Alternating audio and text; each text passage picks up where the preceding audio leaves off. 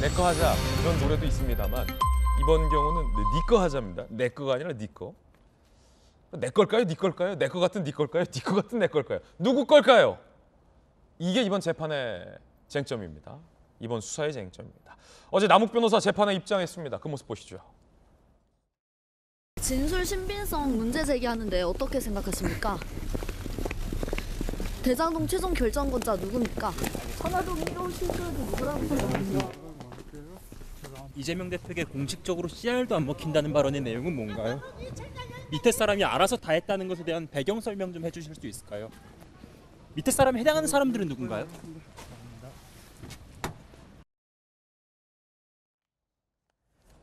자, 남욱 변호사가 뭐라고 재판에서 얘기했는지가 오늘의 주제인데 천화동인의 지분 10%를 김만배 씨가 나중에 문제될 것 같으니까 남욱, 네 걸로 하자라고 재차 요구를 했다라고 남욱 변호사는 얘기하고 있습니다.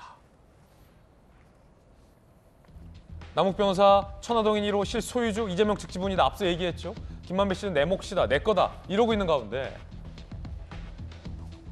어제 남욱 변호사가 대장동 관련 의혹이 집중 보도되는 그때 김만배 씨가 계속 천화동인 1호 지분 10% 네 거 하자. 나중에 문제될 수 있으니 10%는 네 거 하자. 수차례 부탁했고 난 거절했다. 라고 어제 대장동 재판에서 진술을 했습니다. 기자 출신의 김수경 교수님. 이 썸이라는 노래 아십니까? 네. 거기에는 굉장히 헷갈리는 가사들이 나옵니다. 내 거 있다, 네 거 있다, 내 거 있다, 네 거 있다 막 내 거 같은, 네 거 같은, 네 거 같은, 내 거 같은. 근데 천화동의 지분을 두고 김만배 씨는 계속 내 거야, 내 거야, 내 거야 하고 있는데 그 김만배 씨가 남욱 변호사에게 그 중에 10%는 네 거 하자. 뭐 무슨 의미입니까?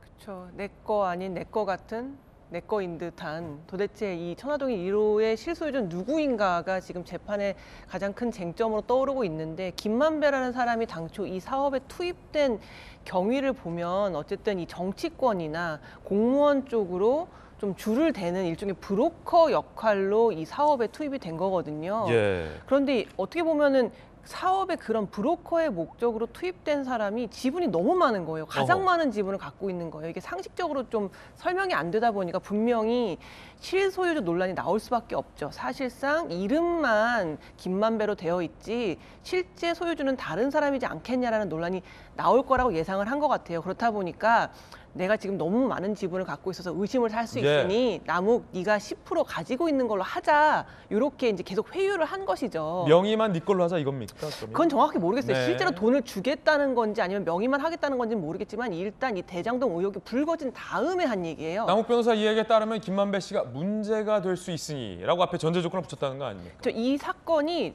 밖에 알려지기 전에 이 얘기를 한 게 아니고요. 한참 대장동 사건으로 완전 나라가 시끄러워졌을 때 뒤늦게 김만배 씨가 미국에 나가 있는 남욱에게 전화를 걸어서 이 10%는 네 거였던 걸로 하자라고 한 것 같아요. 네 거 하자. 예, 이 상황의 구조만 그렇게 좀 바꿔놓자. 어차피 이 돈 지금 뺏기게 생겼는데 일단 10%는 너의 것으로 하자라고 했다고 하고 남욱 측에서는 사실 이걸 받을 이유가 없죠. 지금 안 그래도 시끄러워져서 부정한 돈으로 지금 몰아져 간 이 돈에 대해서 내가 더 많은 지분을 갖고 있었다? 엮이지 않으려고 하겠죠. 예. 최대한 나의 지분은 적게 만들려고 할 거예요. 그렇기 때문에 지금 남욱 측에서는 그걸 계속해서 거절했다. 이런 얘기가 나오고 있는 겁니다. 그렇군요. 김광삼 변호사님, 검사 출신이시잖아요. 수사 많이 해보셨잖아요.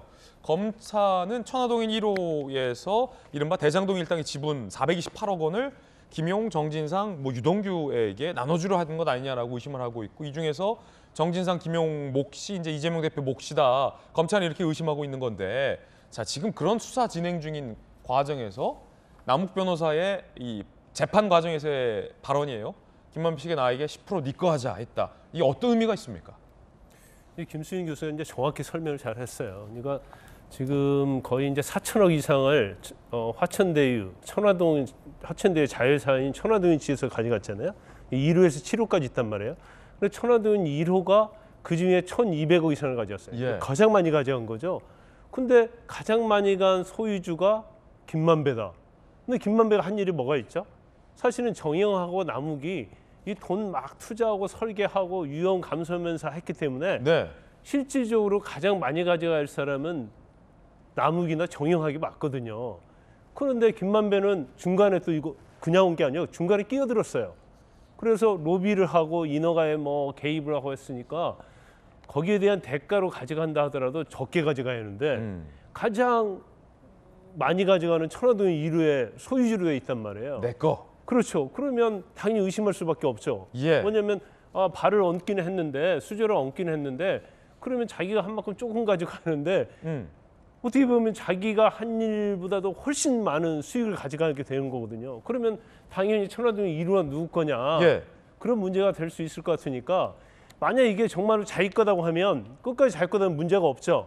그럼에도 불구하고 당연히 검찰에서 의심을 할 거다는 생각을 하니까 야 이게 내 것이 다 아니고 네 것이 10% 있는 걸로 하자.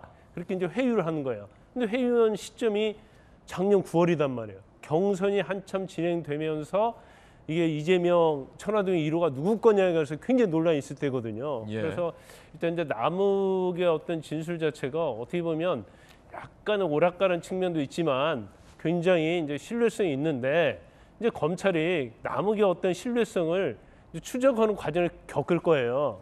당연히 수사를 할 거예요. 그래서 이제 크로스 체크하고 정말 천화동인 1호가 소유주가 누구냐 여기에 이제 수사력을 집중하고 있다고 볼 수가 있어요. 그래서 예.